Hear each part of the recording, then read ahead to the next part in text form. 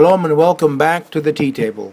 I am really excited about today's message because it deals with an issue that so many believers battle with on a daily basis. My prayer is that this will be the day that your freedom will spring up in your life. The Lord was speaking to me concerning today's teaching, and He was doing it in so many ways that it was impossible to miss what God was trying to say. The other day I was watching a movie, and there was a particular scene where a full-grown gorilla who was born in captivity and raised its entire life in a cage was finally given its freedom.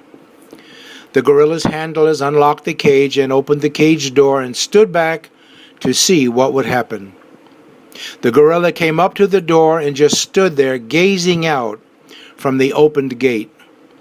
After about 5 minutes, he turned around and went back inside the safety of the cage, without ever stepping outside of the cage. You know, it reminded me so much of the verse found in Luke 24, verse 2. And they found the stone rolled away from the tomb. I've come to the conclusion that rolling the stone away is the easy part. Getting the people to step out of the darkness into light or out of death into life is the hard part. You see, my friends, freedom is not a physical issue. It's a mental and spiritual issue. An open cage door or a stone rolled away doesn't make you free any more than being locked up defines you as being a captive. While teaching at a prison in Florida, I asked some of the Christ-believing prisoners about their incarceration. And to my surprise, the answer was that in Jesus they are experiencing a greater freedom in prison than they have ever experienced outside of prison. The reason for their statement is really simple, so much so that it was recorded in an old hymn that asks the question, would you be free from your burden of sin? Again it asks, would you be free from your passion and pride? And the answer for their deliverance is, there's power in the blood, power in the blood. There's wonderful power in the blood. There is power, wonder-working power in the blood of the Lamb.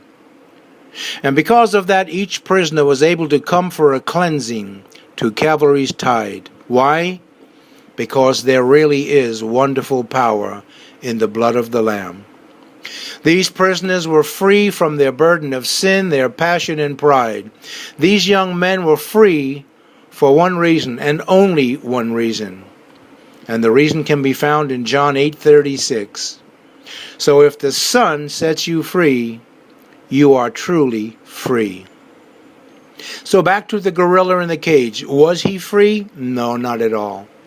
He was a prisoner locked up in an open cage because his mind told his body, or however gorillas think, that he was still locked up in a cage. Many believers have been told that Jesus came to set them free. And for too many, it's just a wonderful memory verse. But they have not truly experienced the freedom of being free from whatever is holding them in bondage. Many are in a mental cage that has its doors open, but because of things that have happened in their past, or because of unforgiveness or curses spoken against them in their childhood, they are still in bondage, and the idea of being free because of the wonder-working power of the blood of the Lamb is always just beyond their reach. The stone has been rolled aside, and Jesus has given the invitation to step out of the darkness into His glorious light. And fear has kept you from accepting that invitation. My friends, if this is describing you in any way, I break that curse and rebuke what the enemy has been doing in your life. And I declare and proclaim freedom in the name of Jesus. And I state that that freedom will rise up in you like a mighty fountain that cannot be contained or quenched. One other thing, my friends. You cannot walk in God-given freedom without God-given peace. We are told in John 14:27, peace I leave with you, my peace I give you. I do not give to you as the world gives. Do not let your hearts be troubled, and do not be afraid. True peace is not the absence of conflict, but to be whole and complete. If you are whole in Jesus and complete in Jesus, you can be in the midst of anything and have the peace which exceeds all understanding. How can I do that, you might be thinking? Because it's not the world's peace, but the peace of God that was given to you.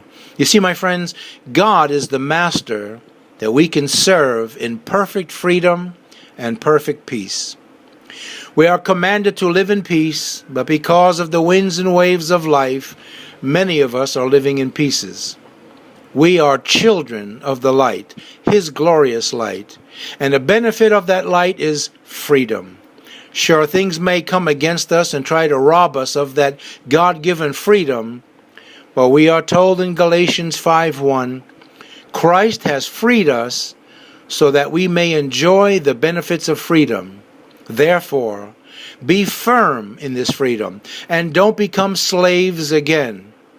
Now you might be asking yourself, how do I not become a slave again to that thing that has been stealing my freedom and peace? Well, the answer to that can be found in John 8:32. And you will know the truth, and the truth will set you free. Let me say this. Truth is not a thing. Truth is a person. And that person has a name, and that name is Jesus. And He confirms this in John 14:6, when He tells us, Jesus answered, I am the way, and the truth, and the life. If you desire to live a life of real freedom and peace, there is a way, and it's called Jesus. There is a truth, and it's Jesus.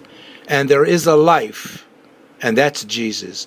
Jesus will show you the way and reveal the truth and give you an abundant life.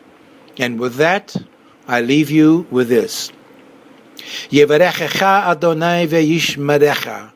Ye'er Adonai panav elecha v'honecha. Yisa Adonai panav elecha ve'yasemlecha shalom. The Lord bless you and protect you. The Lord cause the light of His face to shine upon you and be gracious to you. The Lord turn all of His attention to you and give to you His peace. God bless, my friends, and I'll see you again next week at the tea table.